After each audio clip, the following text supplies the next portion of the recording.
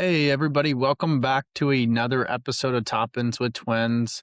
This is going to be an episode where we're focusing on World Cup content again, specifically catered to the USMNT. We've kind of come down a little bit off the high from the Paraguay and Australia win, or have we, Luke? How are you? How are you feeling right now? No, we haven't come down. We haven't come down from the high yet. I think, it's one of those things where we've seen some very impressive performances so far in the World Cup from the now adolescent Eagles, as we are Yeah. calling them, because, and the background for anyone who doesn't know, this team has been seen as kind of the golden generation for, the last like 8 years or so, where, we've been betting a lot of hopes on them, knowing that they have the talent to be a very good team. And we, about 8 years ago, we coined the term of the baby Eagles because they were very young and just trying to figure out how to fly, right? But you could see, when they catch the right breeze, there's a lot of talent there. And here's the thing, they're getting older. We're here in 2026, so it's about time to change the name a little bit, and Adolescent Eagles is what we came up with. Mhm. So I'm really happy with how they're doing currently. One of those where I don't wanna get my hopes too high because it's also good to keep in perspective who we've been playing. Yeah. Not the best teams in the world, right? Although they are respectable teams. So these performances definitely do mean something, but I don't want to get too carried away until I see us beat Spain 3-0. So at that point, we will get carried away if that does happen. Yeah, if that happens, good So God. Spain's not as good as people say. I firmly, firmly believe that. I think they've God, got a very good squad, but I think France is far better in moments. And I think Germany and England are better too, in my opinion. So look, if yeah, we but had a over year where Arsenal beat City with Rodri and then the United States beat Spain with Rodri, I don't even know how I would react to that. That would be your year would be made at that point. So I completely agree, Paul. But while you all are here, if you can, go down below, hit subscribe, give us a thumbs up as well if you can. We'd really appreciate it. And in case you're new to the channel, my name is Luke. Um, my other co-host is Paul. We are twins that together make Top Bins with Twins, where we talk about all things how soccer it and works. football. And over the past couple of weeks and for the next couple of weeks, we'll be talking all about the World Cup. So welcome to our podcast if you just found us. So Mhm. yeah, Paul, what are your thoughts so far? You can take this. We'll keep it very high level to start out with because we'll get more specific here in a bit. But what are just kind of the things running around in your mind right now? I mean, I think overall this World Cup's been a massive success so far. I mean, there's obviously the downsides. We've talked about those in previous videos. So if anybody wants to dive into the content we have, it's really honestly a good summary and deep dive into all the downfalls and negatives.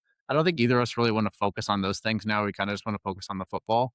But as of right now, I think that you see these moments of like the Scots taking over Boston, or let's see, like Algeria making friends with the University of Kansas and that whole town of Lawrence. Like it's just like beautiful, like Hmm. little moments like that really is symbolizes what the World Cup should be.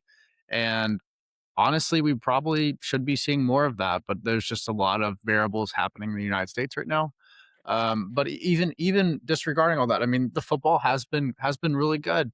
I think there's been a lot of matches so far, especially like England Croatia.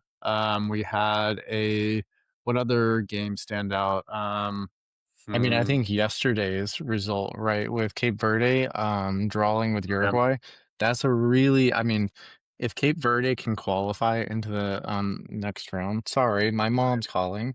Um, Yeah, um, answer. If we no, no, no, I'm not doing that to the listeners.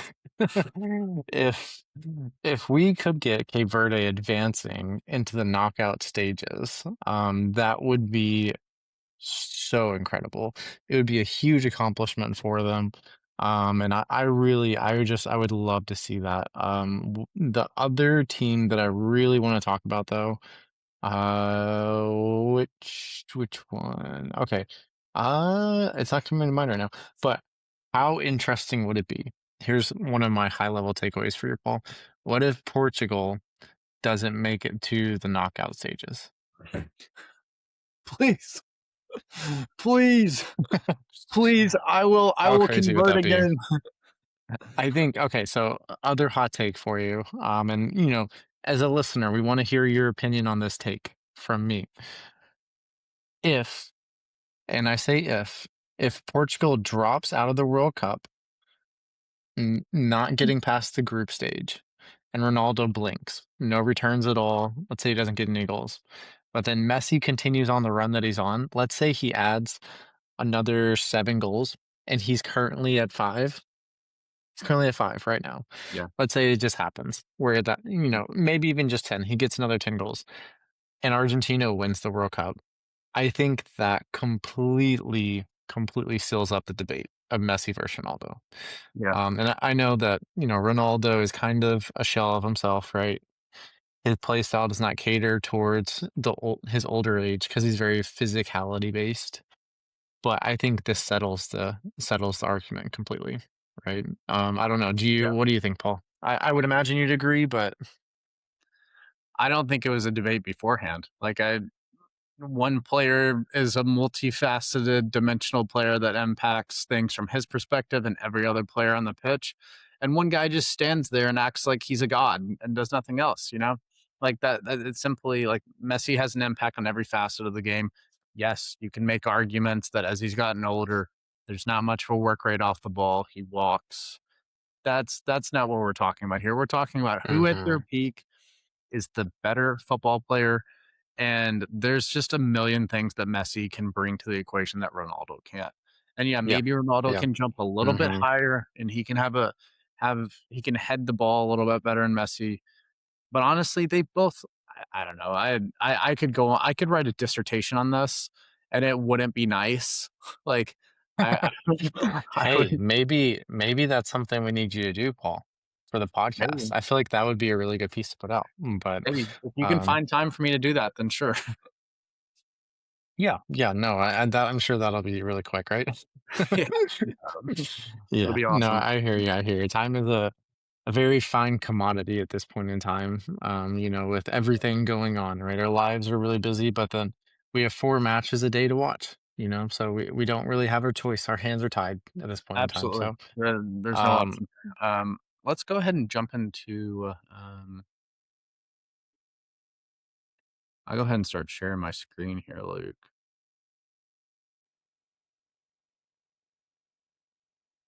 and then we can, alrighty.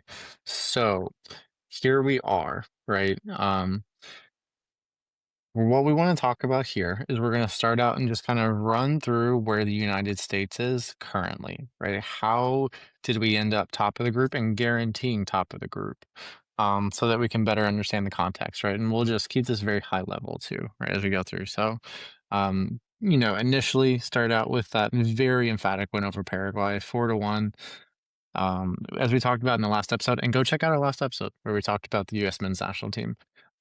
Paraguay really looked like they just couldn't cope with the U.S. men's national team. As we talked about in that episode, Pulisic looked incredible.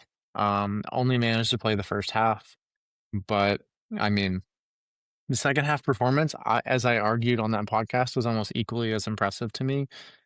Factoring in who we had playing, right? A team without Pulisic is not as good, but I think when you look at it in a vacuum, um, really, like, it was a very impressive performance on both halves, right? mhm. So that kind of, puts us in this position where we also have Balogun, right, who's scoring goals, right? He's playing He really looks well. great right now. He's looked great, and he scored 2 goals against Paraguay. And it's one of those where his name was being thrown around with players like Messi, with Holland, with Kane, which is interesting, right? Paul, what do you think about that? Do you think he deserves to be mentioned in those conversations? I mean, I think if he keeps consistently having the goal output for that, absolutely. I mean, I think there is a defined hierarchy at this World Cup of strikers. I mean, you have to say it's what, Mbappe, Holland, um, who else Messi. am Messi, or as I guess as a striker, Kane. Like Yeah. those 4 really stand apart, but then you have kind of those B-level strikers that can have moments similar to those strikers, or maybe even Right. for a run of games be playing at the Hmm. same level. And I mean, I think Balogun just offers a lot of different things, that the US really hasn't ever probably had in a forward like this. Yeah. And Hmm. his hold up play, his physicality, his speed playing in behind, and honestly, the ability to finish with one defender, like, kind of on his hip. Like, we saw it at Yeah. moments for Monaco this season, like, that ball that he had that was played through, he's running at full speed, probably, like, maybe 15 yards inside the box diagonally. He plays the ball at full speed, chips it over the keeper to the very back Hmm. post and scores. Like, just little moments like that where, I mean, I don't think the US, like, you could argue maybe Clint Dempsey in his peak had a little bit of that in his locker, but, But like, he the wasn't an out and out consistency. striker either. You know. Yeah, yeah, and just the Yeah. consistency and, like, what he offers to this team, it really sucks. I hate to see it for Ricardo Pepi, who has been somebody that actually has played extremely well for the US in his career. Like, he always feels like he shows up and scores a goal, he's around a goal. Hmm. He's the one that made the run into the box, that drew out all 3 of those defenders when Balogun beat his man, played the ball in, had another own goal to start off the game, which honestly, sometimes it feels like I'm watching Arsenal again, 2 own goals to start off the scoring for the US. Yeah. It, Right. um, Right. it's pretty wild, but no, look, I Yeah. think Balogun is, I think he's a top level striker, and he's shown it in this Hmm. World Cup. Do you feel the same way? For sure. Yeah, I think he looked good. I think when you're looking at the stats, it makes sense to make the comparison. But to be very clear, I don't think that he's currently at that talent level of those players we're mentioning him around. Um, Mhm. does he have the capability to get into those conversations, 2, 3, 4 years from now? Yes, I do think so. You know, we need to see it a little more consistently for him for not only the national team, but also at his club level, right? So, when I hear US commentators talking about it, it kind of drives me a little crazy because, Harry Kane is the best striker in the world, and Balogun does like a tenth of the things that he does. He does 10% Oh, of yeah. it, in my Yeah. opinion, right? Because Harry Kane does everything you could want a striker to do, and he does it exceptionally well and Mhm. very efficiently. Yeah. And he just doesn't have that level of clinical facilitation or even finishing across the board. So I think if that's the threshold, then I don't think he deserves to be mentioned in that conversation quite yet. Maybe he can get there eventually. So, another player that we kind of forgot to mention there, Paul, when we are talking about goals scored, is Dennis Undav with Germany. He's Yeah. now scored 3 goals, and he's played how many minutes? Probably what, He's like 50? played 56 minutes so far in the World Cup, and he scored Yeah. 3 goals, which Yeah. is crazy good. I mean, that Germany Ivory Coast game was a really good one too. I mean, It was a Ivory lot of Coast fun. blew up. Yep. Germany scored 2 in Hmm. the second half. Like, that's Yep. what you want from a World Cup game. You want the Hmm. drama, you want late goals, you want that's just the beauty of it. It is. Yeah, I completely agree. It's been a lot of fun so far in the tournament, and I know there's going to continue to be even more kind of just, incredible things that pop up as we watch, right? Mhm. So really excited about that. I think another thing that we need to mention too is kind of get an idea of where the bracket's going to play out as it goes forward. So, with that being said, the U.S. men's national team has qualified for the next round, right? They're going to be through. Um, Top and of the group. we can kind of dive. Yes, they're going to be through top of the group. Very impressive result. So let's go over to the next slide, Paul, and we can talk a little more detailed about the result against Paraguay itself, right? And as we can see here, Balogun put in a great performance, right, where he gets that brace. And that own goal really kind of set the tone for what we should expect. And then we Mhm. had the Gio Reyna finisher to just seal off that match. I was a little disappointed that he didn't play. What did you think? Well, he did play. I was disappointed he didn't start. What did you think about him not starting, Paul? Um, I honestly didn't really mind it. I really like what I never thought about starting Pepe and Balogun together just because we hadn't really seen Pochettino do anything like that with this Uh-huh. current team, and, it worked out really well. I mean, I think with how Australia had it set up, I mean, he knew that Balogun was comfortable kinda drifting out to those wings, which is how the first goal was created, and then you have Right. Pepe, Mm-hmm. who is a poacher at heart, right? Like, he is Yeah. going to make those Yeah. runs. He's going to be in those places occupying center backs.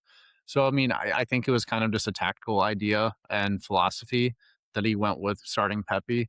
I don't think it's anything about Gio. Obviously, Pochettino after the Paraguay game was just speaking very candidly about how happy he was for Gio and like kind of the path he's Mm-hmm. been on, all those things. So I think this is somebody that wants Gio to have those moments, but he's looking at it from a perspective of like, hey, what is the best thing for this team?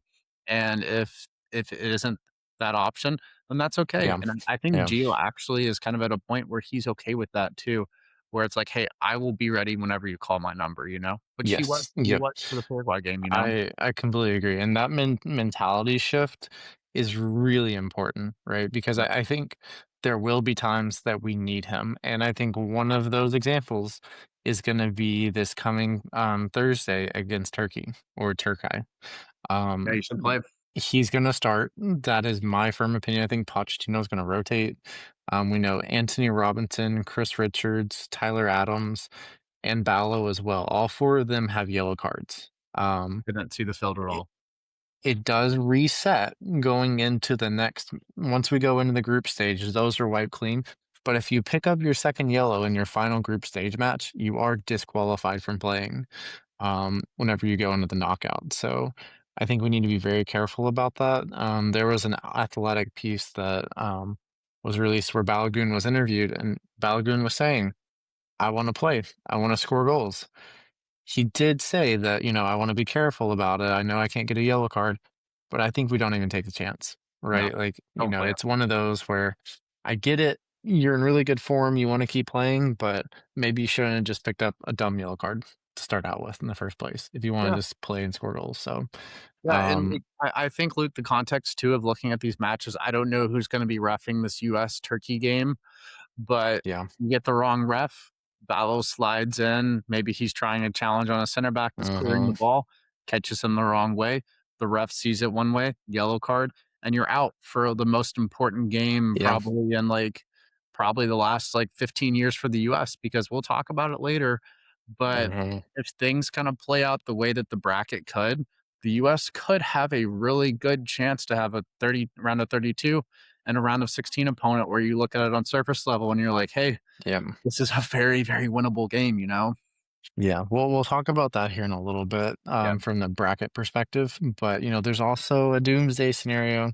We play Ecuador in the first round of 32 match we have. Yeah, that Well, would not the be round very of good. 32 match we have, and that would be really, really worrisome because Ecuador is a team that's underperformed up to this point, but they're also really good defensively. They're very solid. They've got a really good midfield, and although they haven't yet, they can score goals. So. It's something we just want to keep in mind. How about we go over to the Australia highlights, Paul? Yeah, Um, yeah. Let's see, sorry, I was just looking at the bracket real quick. okay, so as we were kind of mentioning earlier, very important to talk about the 2-0 win over Australia. For one, I think it's one of the best venues in this World Cup, minus looking on surface level of just the United States stadiums, because Mexico's is by far the best. I can't remember what city that was in. I'll have to look it up, but one of the stadiums in Mexico has a beautiful mountain behind it, and the stadium just sits there and looks into the mountain. It is simply I think stunning, it's in so that one definitely Monterey. takes the cake. Yeah, in Monterey, you're right, in Monterey. But I think the Seattle stadium is, close to it, right? Yeah, It's maybe a close second. home of the Um, 12th man, right? yes, almost this 12th man. So, the thing about this match is we start out with another own goal. You know, if we're just gonna start out a match, every match up 1 goal, I'll take it. You know, it's one of those things where an own goal is never gonna be the choice of any of our attackers, right? Our players want to be scoring the goals. This is not on purpose. But if we're gonna start every match up 1-0, then I will absolutely, absolutely take it. Paul, what were your overall thoughts on this performance? And we do need to note that Christian Pulisic was not playing in this match, Yeah. so it's very important. I think that's really one of the big takeaways is that I think Pochettino trusted the squad enough to say, "Hey, we don't need to rush Pulisic back. Worst case scenario, we'll have him against Turkey. We feel confident that we can win that game as well." So Mhm. you know you're facing an Australia team that's going to sit deep. It's going to that honestly manufactured a fake rivalry out of nothing from from one CBS reporter I think that made a comment online and they were like, "This is the biggest game of our lives." Blah blah blah blah blah, and then you just see them play and you're like, "Yeah, there's no technical ability at all." Like I think the thing for me, like, I get saying it's a big match because it is, right? If they would have won that, that would have been the biggest win in maybe I mean, you can in a say it's very a long time for them. big match, but there's no But I rivalry think, at all. Like yeah, the rivalry portion of things is what where it didn't that's quite just make sense to me. delusional. Like Yeah. crazy. Yeah. And so, no disrespect to Australia's federation. I think it's one of those where it just kind of didn't make sense, is where it kind of left me. But, I don't I think here's the thing, right? The US played really well. They put in a good performance. mhm. I think The there first half was was better. some the first half was better, and it kind of lacked the energy of the first match to me. I think the atmosphere was really good, the fans were great, but I think on the pitch, we kind of lacked some of the crispness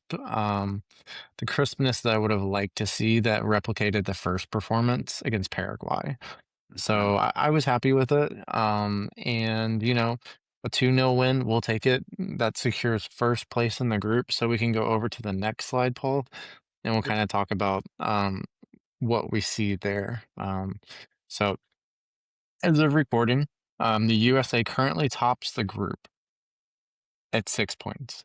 This is the most points that the U.S. men's national team has had going into a final group stage match ever, right, in the World Cup. So it just shows how great of a performance this has been historically whenever we look back. And we've got a really good goal differential, right? +5 is something that's really, really good. And most importantly, we have number 1 spot in the group locked up. And that means that we'll get a more preferred matchup going through to the round of 32 and then round of 16. So, Mm. um, any thoughts on this here, Paul? I mean, you just have to look at it as a Turkey A fan or supporter. You have to be immensely disappointed with this group. I mean, if you look at the Yeah. possession stats, the shot stats, all those kind of different things, and the level of talent they have in that squad, they should be making it out of the group. Like there's just Yeah. no other way around it really for them. And I know that's really that's a hard thing to take, for the players knowing they disappointed the country, but it is a younger group. They should be back in the next World Cup, depending on qualification. But besides that, I mean, I think that the U.S. should be proud. I mean, that it's on surface level, a pretty like I'd say a decent group, not a group of death, not anything like that, but still to have 6 points from your first two matches where Pulisic played 45 minutes is Hmm. exceptional. And if Yeah. you would have told Yeah, I agree. any US fan, honestly, if you probably would have talked to the players before and you were like, hey, you're gonna get 45 minutes of Pulisic and then you're gonna have 6 points leaving the two, they probably would back that up beforehand, but I think it's nervier than with Pulisic because he just makes so many things happen in this team. He does. Yep, I completely agree. He's the I hate to be too hyperbolic, but he's the glue that holds everything together, Yeah. even though he's an attacker, right? The balance that he provides, the pace that he provides in behind to attack teams and make them respect his pace. It's really important. And he unbalances the pitch, right? His ability to break down a defender one on one creates opportunities for other players. And also Mhm. like we've talked about, his pressing is pretty good, right? He's Yeah. good at um, you know, counter pressing, returning the ball on possession, and then attacking Former from there. Chelsea So wingback, you know? yes, yes, Thomas under Tuchel the one taught him and the only thing or two. Thomas Tuchel. Paul, who do you the question for you on the pod, um, who do you think has done a better job since being hired, Tuchel or Pochettino? Or is it the same? I think Tuchel has. I think he Okay. had a lot more scrutiny. He had a lot more decisions to make than Pochettino has. Basically, honestly, even on squad selection, who starts, who doesn't. I think Mhm. Pochettino found the best setup for this team, and even playing Freeman as like the right-sided center back, I think that was a genius move. And there's been a Yeah, lot of tactical things where he's like really accented what this US team does. But I still think that Tuchel has a harder situation with England just because of the wealth of talent. Like you have so many players that could be starting, that could yeah, offer this, that could offer that. And look at the people that were left off their yeah, roster. I exactly. mean, those Mhm. players imagine what Morgan Gibbs White would do for Turkey or Paraguay. Yeah, Like, yeah. like they, who knows? Maybe they would have made it through the group. Like, there's so much talent Mhm. there in England that it's and the media is Hey, so if difficult. you put Cole Palmer on this US men's national team, it is coming home. I don't know. I Or don't I know. guess it would be staying here. I don't know how you would say that. It's staying here. That's That's our new slogan. weird. Okay, that if I you are might take active it on the on US later. men's national team edit Reddit, that is going in the subreddit tonight. So, Yeah. No, I'm yeah, literally writing that down in my notes. it is staying here, everyone. Keep that in mind. That's gonna be I want that to be the rallying cry. Um of the US men's national team fans. So you heard it here first on Top Pins Which Ones. But yeah, Yeah, I that agree, was Paul. honestly. I think that Tuchel has done an incredible job with that squad. England looked really, really good in their Mhm. opener. And Croatia is probably the toughest matchup they'll have in that group. Ghana's going to probably cause them some issues, Mhm. but I would expect England to handle that and probably win. I think England will be one of the teams that comes out of the group with 9 points. You would think And the so. real question is your star boy, is he going to be starting by the time the knockouts come around? So I think that'll be very important. Madueke he's a good player, but there are levels between him and Saka, and that's pretty evident. So it'll be important for them to have him back and everything. But like in my question though, whether Tuchel or Pochettino's been better, Pochettino has also done an incredible job, right? Absolutely. I think he's taken his time. He's gotten to know this player base. I think at times that angered certain U.S. men's national team fans. But the most important thing is that Pochettino is, you know, he has managed in multiple leagues at the top level, been in Champions League finals. He knows what he's doing. And the most important thing is that we trust that he's going to guide them in the right direction. Mhm. There is only so much that a manager can do, right? You need talent to be able to execute. And I think that's kind of what he's shown, right? There is a lot of talent with this group. You just need the right hands to mold them and put them in the right places, Yeah, and really give them that confidence to be the players that they can be. So I think Tuchel and Pochettino have done a great job. Maybe Tuchel a tiny bit more because I think there's a lot more pressure related to that England position. I think we're in So agreement on that, Luke. yeah, yeah, I do too. So let's next look around the World Cup. We're just gonna do a quick rundown of some of the crazier results so far, up to this point in the World Cup. And as of now, while we're recording, so you'll have a timestamp, we are recording this as France and Iraq are currently postponed. There is a rain delay, and we Yeah. want to give a big shout out to our good friend and fellow podcast attendee, Kyle. Yeah. He is at that match, and I think he's just waiting. So, Kyle, we're thinking about you, and hopefully that Get match ready to starts up learn sometime soon. rain, buddy. Oh man. Well, Kyle, sorry for Paul's behavior there in commentary. But okay, so getting back to the wider World Cup results. So we have, Spain and Cape Verde drawing. That is a huge result. Cape Yeah. Verde, I mean, is just they're debuting in the World Cup. This is the first that was the first match they've ever played in the World Cup and to come out and draw with one of the favorites for the tournament is a huge, huge result. So I 100%. want to applaud Cape Verde for that. Secondly, and Cape Verde also gets the draw, right, in their second match against Uruguay. So they have a shot of making it out of their group in their first World Cup. It would be a monumental accomplishment for them to get out. Mhm. And then looking elsewhere, we had Germany 7 goals, Curacao 1. Curacao was actually really good in this. They managed to equalize, Yeah. and really, I think, put in a good performance. Scored their first ever World Cup goal. Yes, they did. Yes, they did. And then we also had New Zealand and Iran drawing. New Zealand was the lowest ranked team coming in this World Cup, so them drawing with Iran was a big accomplishment for them. I don't think they're going to be able to make it out of the group. They're currently on 1 point with 2 matches played, so we'll just have to keep an eye on that. And it's potentially possible that Belgium doesn't make it out of the group stages. So keep an eye on that over in Group G. Paul, do you want to talk about Australia versus Turkey? Yeah, that was that I was actually gonna use a term that I was not probably PG appropriate in 2026, but, that's your classic low block versus an attacking team that has a lot of creative potential but can't put the pieces together. It's simply what it is, you know? Australia Yeah, find 2 moments in the game, and then Turkey, have probably what, almost double or triple the amount of shots on goal that Australia do, and it just didn't work out hmm, in their favor. I mean, like we were saying earlier, I mean, I think if you're a Turkey fan, you'll probably look back on this World Cup and be like, "There's so many little moments, but maybe we shouldn't have settled for 10 shots outside the box," you know? Sometimes you do have to be a yeah, little more patient, and that's just part of it, though. I mean, some certain teams feel like they can do that.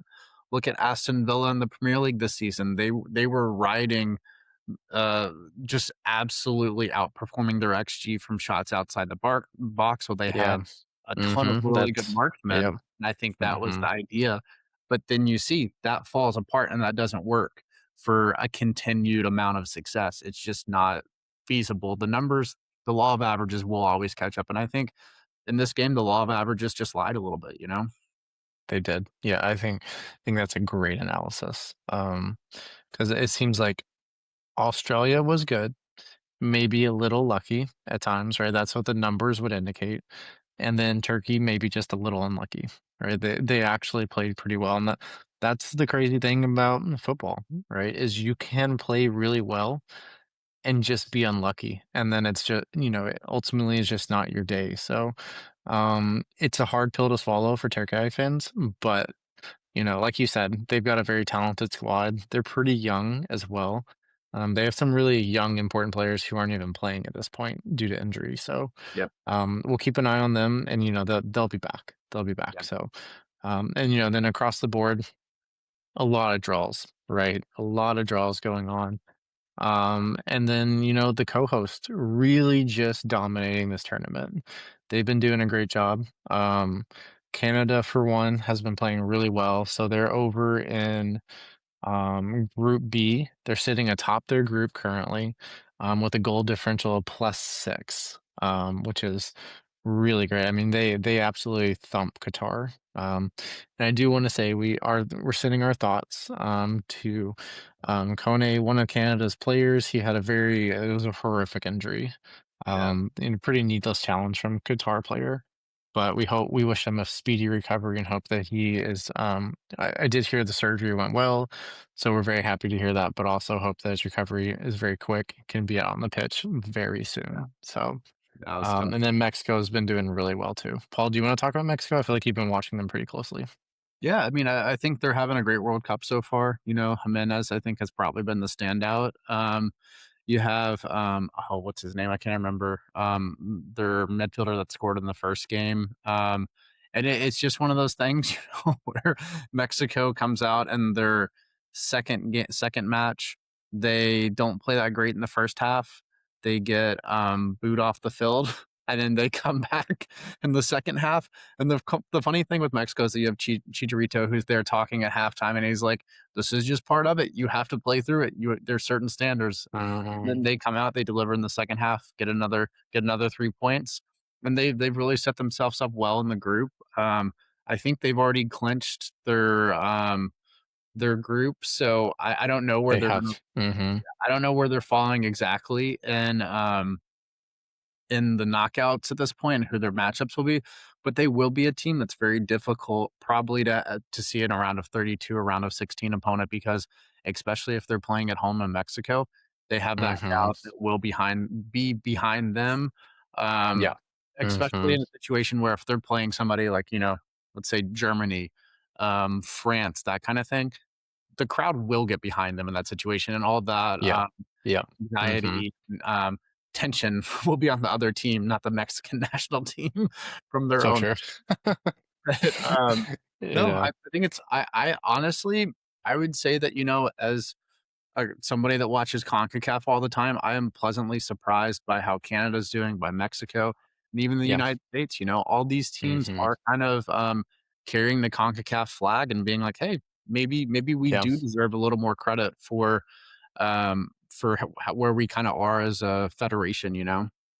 I agree. Yeah, I agree, and I think Mexico have been very good. I do worry about the current setup of the bracket and how that looks. So you can go to the next slide, Paul, but to start out with, right, as we're talking about Mexico, we'll go into Canada, then we'll go into the United States, to kind of wrap on this section, not on the pod. But Canada, I sorry, I meant to start with Mexico. I don't know why I said Canada.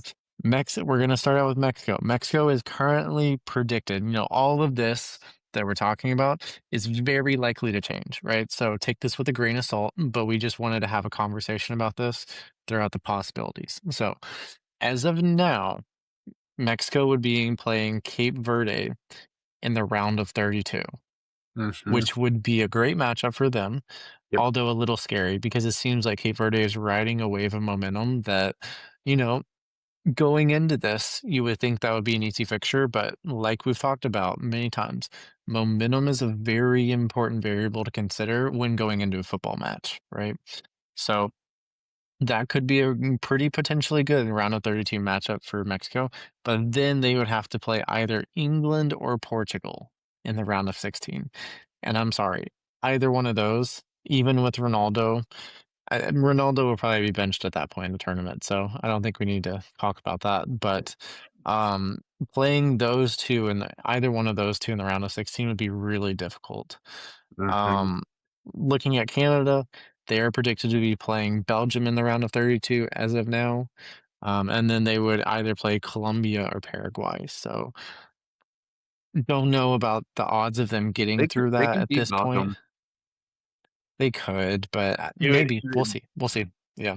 I wouldn't put money on it, but let's hypothetically, if Canada beat Belgium and then maybe Paraguay beat Colombia, I mean, you could Mhm. you could see a situation where Canada are in the quarters. Like, Yeah. who knows? Yep. Who knows? Mhm. And So you're exactly right, Luke, saying all this stuff does fluctuate every it match does. depending on, Yeah. the Mhm. domino effects of how all this stuff plays out, but do you wanna talk about the US's, most Yes. current path right Yep. now? Looks So like as of now, it seems like we are most likely to play Bosnia and Herzegovina at this point in time. The scenario that makes that most likely is if Bosnia and Herzegovina win their final matchup in the group stage.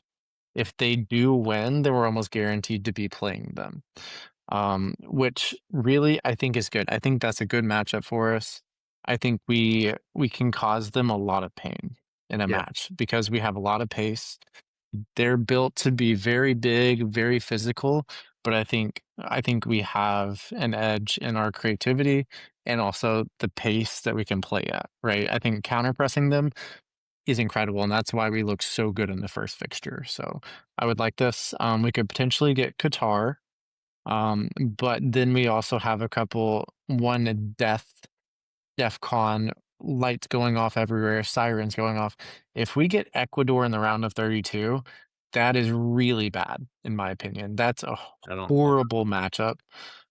So we really need Ecuador to win, preferably this next fixture they're playing, and then that hopefully should be avoided.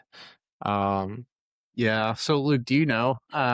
This is a hypothetical question, but if Bosnia win, and then also Ecuador beat Germany, or if Ecuador loses to Germany, yeah, yeah. would that shift the bracket where? We would get Ecuador or Bosnia. No, we would probably get Bosnia and Herzegovina at that point. That's the most likely scenario. What from what I've seen, what I understand, if they win, then it's very likely we're playing them, right? That seems the most likely. Obviously, we are going to be playing a third place team in a group, right? Mhm. So a lot of things can change where Yep. those teams are stacked up in the table. So that'll be very influential for how it's decided for who we're going to be playing. So it's kind of like dominoes, right? One thing falls and then everything else changes based upon that. But it's like you have a million different lines of dominoes all going in different directions, and then one falls, and then it starts going everywhere. So Well, it's going look, to be pretty crazy. you know what could be a peak chaos scenario is What? if Germany beat Ecuador and then Curacao manages to get a point off Ivory Coast Yeah. because Yeah. then Curacao would take Ecuador's spot, even even with them Oh losing, because wow. they'd be on 2 points instead of one. And then if the U.S. saw Curacao or Bosnia, that feels a lot better than Ecuador, you know? It does. Yeah, it does. I think, whenever we're looking at these other options here too, we could potentially have Sweden or Senegal or even Jordan. All three of those I feel much better about. Mhm. Senegal is a little scary, but not nearly as much as Ecuador to me, right? Yeah, Ecuador is a team that has pedigree. They've gone far into tournaments in the past. And the region of the world that they're in it's highly competitive. So I think, they're like, we play Argentina and Brazil all the time. The US does not scare us. So I think going into a matchup and having little bit of intimidation, yeah. for the other team when they're playing us is very important for us. So I'd be okay with these other three, but Ecuador really scares me out of any possibility that we have. Yeah, So and, like, we should go um, ahead and discuss it a little bit too. That with, I'm not sure on the next slide, did we yeah, talk let's go to about the that round? next slide. Yeah. Okay, cool. So this is gonna be the slide here where we're, looking at just projecting out. These are hypothetical, like we were just talking about the round of 32, but we're looking at a round of 16 opponent where it could be Belgium. That honestly, how do you feel about that, Luke?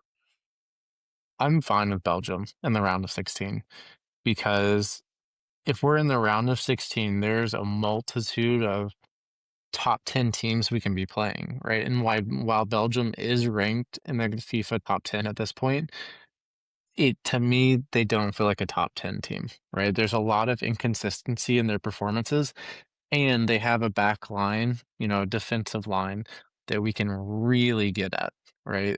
Mm, We saw that in their most recent fixture. One of their defenders picks up a red card in just an incredibly not very intelligent way, right? He goes to pass the ball back to his goalkeeper, hits it with his standing foot, and then barely hits it with his kicking foot, but then also takes down the defenders he's going through. Like it just ooh, man, that was a nightmare scenario for them. So, yeah, as a team that might be playing them, I would love to play Belgium because I think we can create against them. I would be scared of any Kevin De Bruyne or Doku performances, because we know those two are the ones that have moments in them. But I think we'd be okay with Doku firing in 100 crosses in that fixture. So yeah, yeah, so I would be good with Belgium because we could be playing a Spain or a France or England at that point. So if we yeah. can avoid them, then I'm happy. And look, I am looking at another model here too. This is just like foot mob's algorithm about how they kind of have things falling right now. Yeah. And they in the basically, so the US in the round of 32 is they have them slotted as playing Ecuador. If that Yeah. happens in the Mm-hmm. next round, they would be playing Egypt and Czech. If you see one Mm-hmm. of those 2 as a round of 16 opponent, you just have to be happy for the US, you know? And Yeah. obviously, whenever we're talking about these things, there's no disrespect to other countries, but there's an A list, there's a B list, there's a C list of kind of like teams with firepower, you know, and top level Yes. quality. Mm-hmm. Well, I Yep. mean, you see Egypt and or Czech in the round of 16, that's great. And then, like we're seeing here, quarterfinal against Spain. I think just how the tournament's kind of playing out, you would say Spain, if you're going to look at one of the top 4 countries, like with probably Argentina, France, Germany, um, and then maybe England, I guess you would say. Yeah. Those teams are probably the scariest to me. I don't know if there's anybody I'm missing there, Luke, but Spain seems like the most beatable. I mean, we've seen it early. They struggle. They're going to really want to control the ball.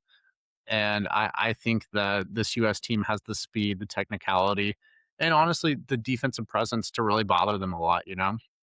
Yeah, for sure. As we kind of said in our previous pod, I think the five teams that really scare me are Argentina, France, Spain, Germany, and then England.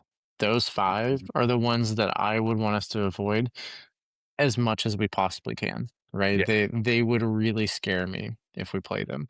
I Mhm. think on the right day, we could potentially beat those teams, Yeah, but it's the likelihood of that happening is pretty low in my mind, right? Like a lot has to go right for us and a lot has to go wrong for our opponent. So, and I want to avoid that as long as we possibly can. Because yeah. could you imagine the atmosphere if we get to a semifinal in the Oh World my Cup, god. right? Dude, Let's this say, like we're in Dallas, looking at July 14th, and we are playing France.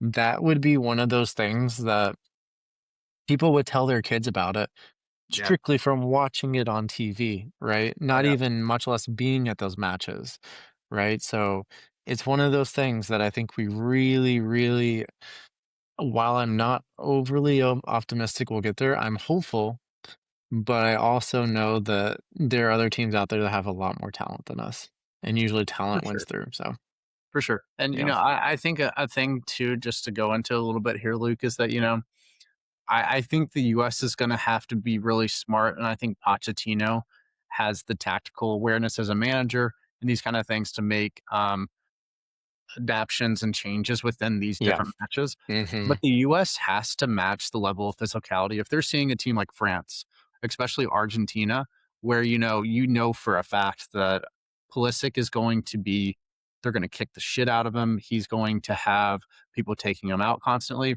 You have to go after if it's Argentina, take Messi out.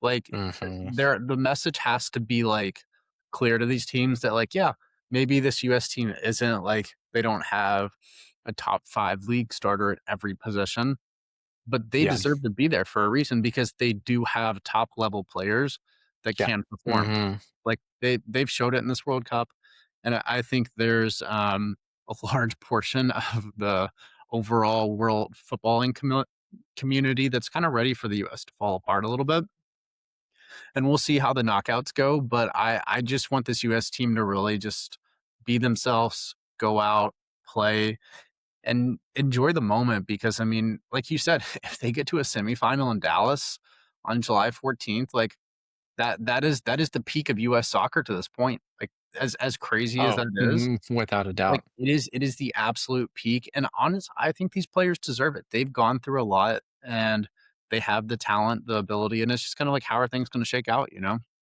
yeah, yep, exactly. Can we stay healthy for the length of the tournament to very key important Great point. players? If Pulisic stays healthy, we have a very good chance. But Mhm. let's just knock on wood, right? Everyone stays healthy, we can make a deep run, and then we go from there, right? Keep our expectations very tempered is kind of what I would advise for any US fans out there. Yeah, So what we can do, Paul, is we can go to the next slide. And what we're going to do is to kind of just give you all some things to watch out for going into this final group stage match for the US. So as we know, right, the US plays on Thursday. Of this week, they'll play their third and final group stage match. As we mentioned earlier in the pod, the US has officially locked in first place in the group. I think we will see Pochettino rotate the squad a lot because there's no reason to risk any injuries, or like we mentioned earlier, second yellow cards for players who could then be suspended, which would mhm. be very detrimental going into the round of 32. Oh, So, dude, if um, you lose Jedi or Tyler Adams, like that yeah, is we're in trouble.